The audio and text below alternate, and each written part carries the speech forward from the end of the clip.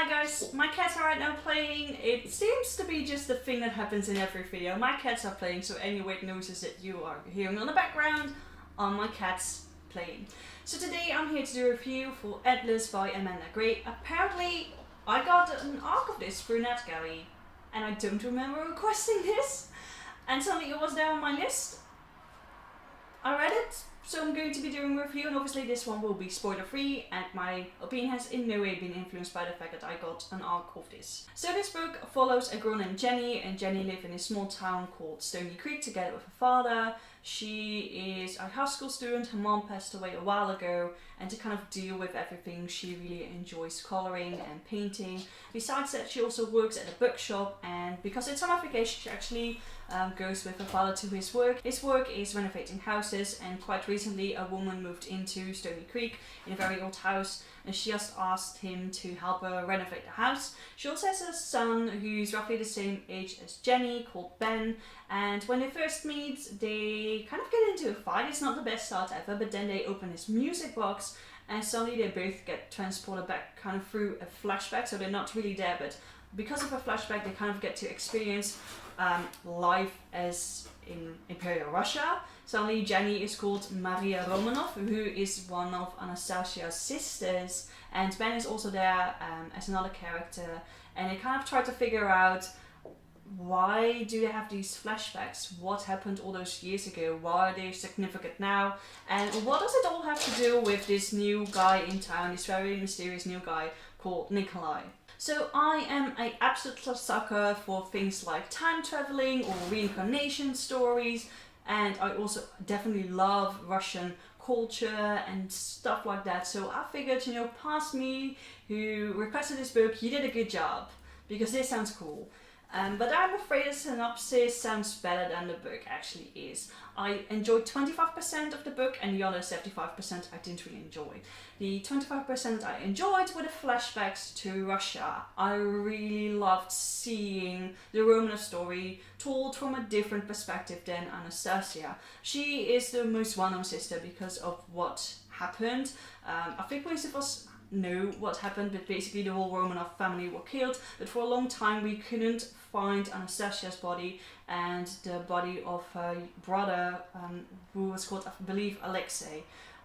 So it was quite a mystery. Some people always kind of thought and hoped that Anastasia might have survived somehow, but then not too long ago, actually a couple of years ago, I believe they found the body, so sadly she did get murdered. But we follow the family, the Romanov family, while they're still alive. They are definitely in the middle of the riots that have been going on. They have been imprisoned, and we follow Maria while she is falling in love with this guy that she cannot fall in love with, and just everything that the family is going through. And that was really interesting. I'm normally not much of a romance reader, but I really enjoyed the romance in the Russian time.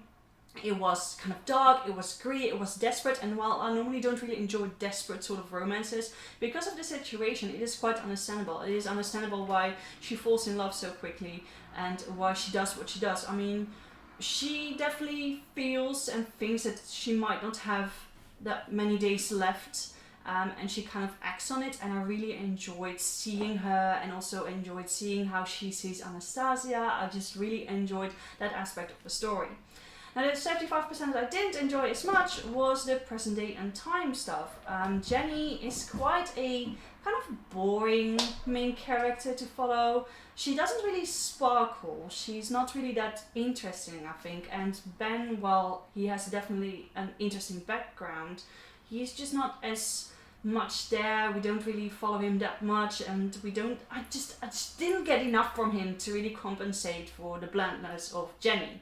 Another thing that actually bothered me the most with present day is the inconsistencies that were in it. I've got two examples for you that are actually straight from the book, and I just can't wrap my head around what is happening and why it is happening. So example number one.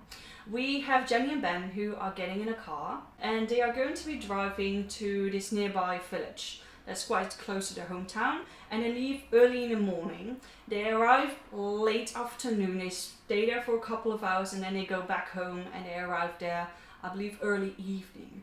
How can it be that your trip to the village is so much longer than your trip back home? That makes no sense to me. And another example, at some point Ben and Jenny need to take the train, and Stony Creek is this type of village where you either have to have a car or you take the train to get out of it. So what they do, they somehow go to Acton station, which is another village. There they buy their tickets, then they board the train, and then they drive past Stony Creek station where other people are getting in. It's actually said that other people get on the train at Stony station and they continue on to wherever they need to go. So they weren't at Acton at the beginning, they were in Stony Creek, but for whatever reason they went to Acton to buy their tickets instead of Stony Creek. Makes no sense to me, and actually one of the things that I find very important in books that I read is that I can get a bit of a sense of how much time is passing. I don't need to know exactly how many days, how many hours, how many minutes. That's not what I need, but I do want to get a bit of a feel for how much time is passing. And because of those inconsistencies in the book, I'm totally unable to do that, and that really, really annoys me. Now, another thing that I didn't really enjoy about the present day is the romance. Jenny is always thinking about Nikolai. Always. And we barely get to know Nikolai, so I just didn't fall in love with him. And then you also have Ben, and at some point, because in the past Maria and Ben's character actually fell in love, Jenny says that, oh, because Ben loved me as Maria, he must also love me today as Jenny. And that's what really bothered me, because that would mean that, it doesn't matter what you do in the present day because your past already dictates how your present day is going to be, which also means that Jenny is going to be killed by communists, but okay, that's another thing. But that sort of thing just really bothered me. First you have Jenny, who's just head over heels for Nikolai, who she barely knows, who we as a reader barely know, and then you have Ben, who she just assumes will love her because of their shared past. And it doesn't really matter to me if she's right about that or not. It just felt like such a weird thing to think about, because to me, if you are thinking in that way, you should also think that you should be killed by communists because of what happened in the past, because it follows the same logic, at least in my head. And then the final kind of issue that I had is the ending. A lot of things that are going on with Nikolai, and a lot of things that are kind of supposed to explain why Jenny and Ben are remembering things from their past and previous lives, it's just not explained. I can't really go into detail it because of spoilers, but it just feels rushed, it feels unfinished, it feels inconsistent, and it just really bothered me.